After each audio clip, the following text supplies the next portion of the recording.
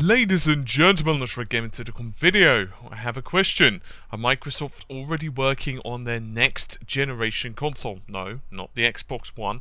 Let's call it the Xbox 2.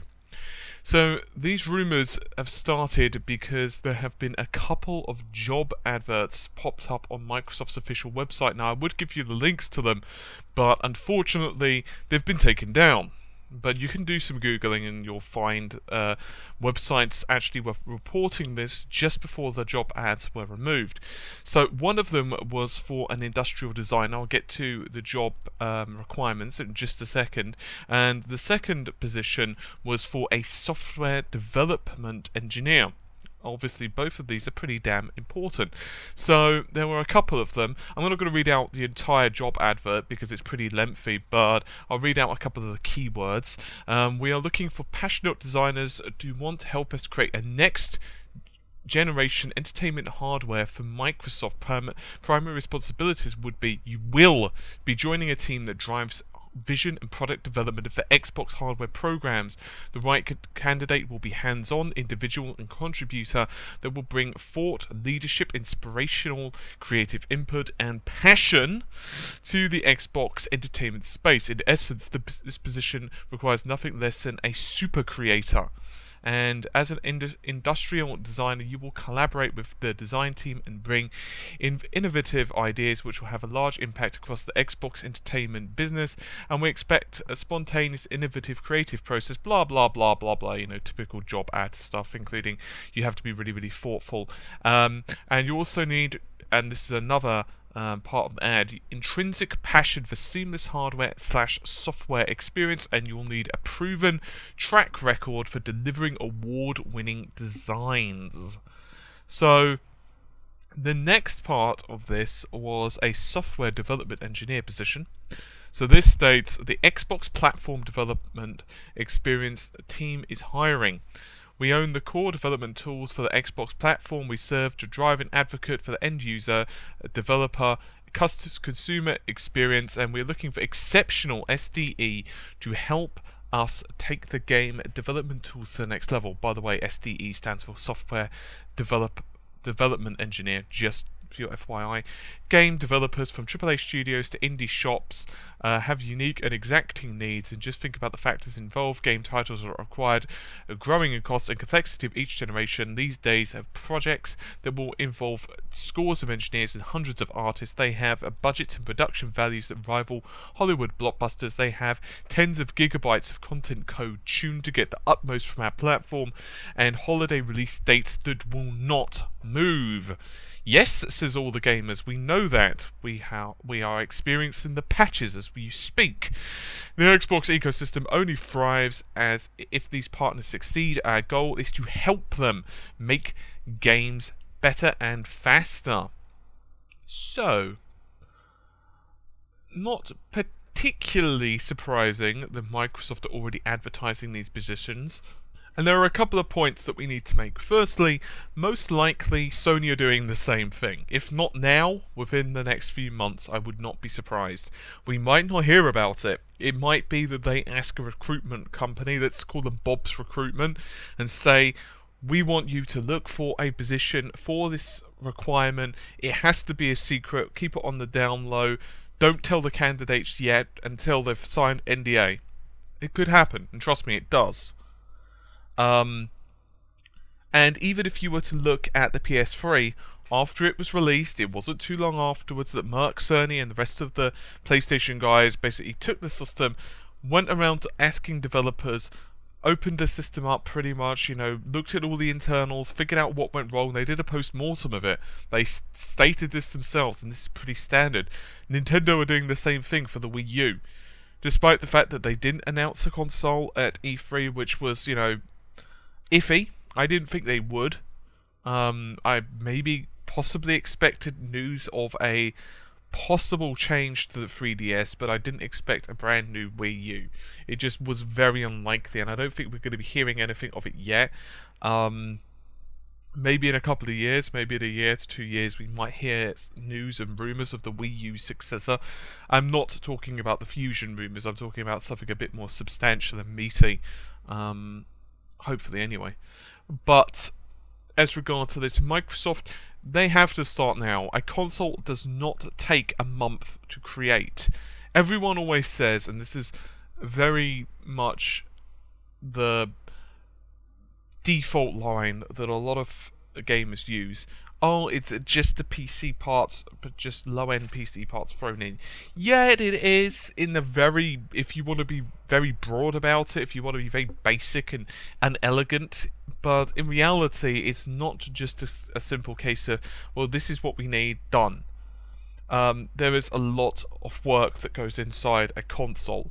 It's not just a case of we need to select these parts, it's can we get the parts at a large enough quantity, it's we need to speak to the games developers and see what they need and what we feel that we can deliver. For example, and I've used this example a couple of dozen times now, but whatever, Epic with the Samaritan demo, they wanted 2.5 gig T-flops of computing power, 2.5 T-flops. Sony just didn't give it to them, and there were rumours that they were a bit disappointed, Epic I mean, as well as a couple of other game developers. They haven't gone on record, but you can kind of go between, I believe it was Mark Rain was one of the developers, and that's just kind of part and parcel of it. Developers were a bit disappointed with the previous generation before that as well, Xbox 360 and PS3. They basically said neither console had enough memory, they weren't really happy with the PS3's memory structure, and so on. In other words, you have to basically develop around what the developers want, create your system accordingly, see if you can fit it into the budget. You also have to figure out what budgets you've got, what hardware is going to be available. You need to actually wait for sufficient advances and for a pricing structure to move, basically to reduce in price enough where you can get components at a good enough discount and provide enough of an incentive for the consumer to upgrade. There's another point we have to touch on. Cloud gaming. I don't like the cloud. I've been pretty vocal on this. I don't have a problem with cloud servers. I don't have a problem with, you know, Titanfall, for example, the Titanfall approach. Let's call it a Titanfall approach, where you've got online persistent worlds as well, like World of Warcraft and MMOs and Destiny and whatever. Fine, whatever makes you happy. I like that idea. But certain games, let's just use the example of like a first, maybe not even a first-person shooter, but like, let's say like a Japanese RPG, like a single-player experience, or I don't know, Assassin's Creed, whatever, a single-player game, primarily single-player focused game. I don't like the idea of being reliant on clouds, and there are multiple reasons behind this. I already feel that our consumer rights are eroding quite a bit, actually, when it comes to gaming. I've got a whole rant I could do on that. There's a lot of different things I dislike. But basically, we would be their bitch.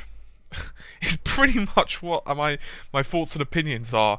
It would literally be equivalent of bend over if they want to take away a game service. And a great example of this, by the way, would be Capcom and Marvel, the license. For example, the Marvel vs. Capcom and Ultimate Marvel vs. Capcom 3.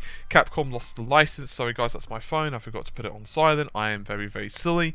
Capcom lost the license for Marvel vs. Capcom, therefore it can no longer be distributed on the PlayStation Store for the PS3. I believe it's also been pulled from the Vita, or just being pulled, which means the only way you can actually get it, ironically now, is through, well, discs, and they're not producing anymore. So in short, whatever's in circulation is what you've got.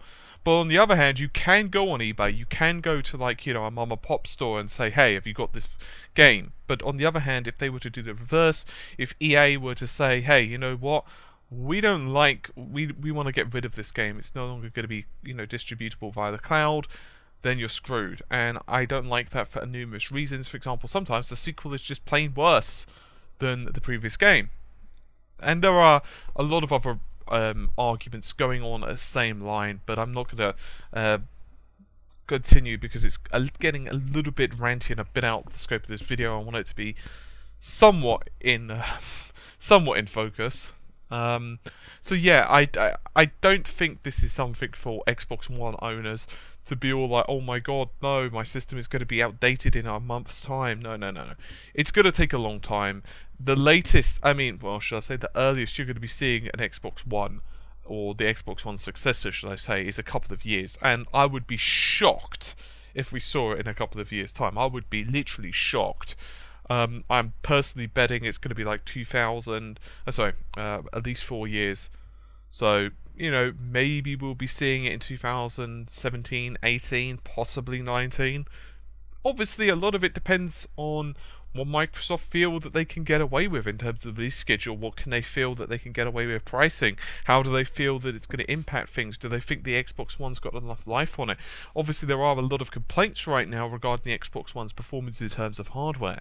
So there's that. It's also at a pretty interesting time, actually, for hardware release, because there are a lot of pieces of technology which are going to be released over the next, let's say, year, which are going to be very innovative. And so it could actually be where people are more likely and willing to tolerate a new hardware addition. For example, virtual reality, that's becoming a whole thing. And Microsoft certainly aren't pushing that as much as Sony. And even Sony's hardware, I'm not having a go at their hardware, but at the same time, as much as the Project Morpheus, it sounds impressive and all, I'm not 100% certain the PS4 has like a massive amount of graphical power to be able to deliver those experiences. We'll have to see what happens, of course. And so there's a lot of different technology that's going to be released. Obviously, the next version of DirectX, and God knows what's going to happen in, say, 3 years' time. Whether there's going to be, like, say, DirectX 12.2, just for example. It could even be DX13. We don't know what's going to be happening, and the GPU performance is going out of the roof right now. It honestly is. I mean, I just conducted a review of the R9 280 from AMD and a GTX 760 from NVIDIA. By the way, you can actually win. We're holding a competition right now to win an R9 280 on the channel. It's available to win until, I think it's the 25th of this month. My dates are all screwed up. Yeah, the 25th, he said, checking his calendar. So if you want to win a free graphics card, check that video out. But the basic point is that card is pretty cheap. Or both of those cards are pretty cheap. Comparatively, you're getting easily enough performance there to destroy 1080p. And if you look at the raw T-flop performance of those cards, it's double the consoles, literally double. And we know that by the end of this year, there's going to be new cards that are on the horizon. Most likely they're going to be like the high-end parts, and then the mid-range parts are going to be leaking in early next year. I'm guessing like February time-ish. So by that point, God knows what type of performance we're going to be having. So certainly I would be surprised if by the end of next year we have parts which are like basic models. We're talking like, the cards that are going to cost you like £100-ish, $150-ish maybe. They are going to probably have more computing power, maybe 2 to 3 times what the consoles have now. So there's certainly scope there for Microsoft to change things over, but it's not going to happen tomorrow, so don't panic. Microsoft are going to be continuing their support with their console. Anyway, this video somehow got about twice as lengthy as what I initially intended it to, so I guess I'm going to be going now. Alright, hopefully you guys have enjoyed the video. I'll see you soon. Take care, and bye for now.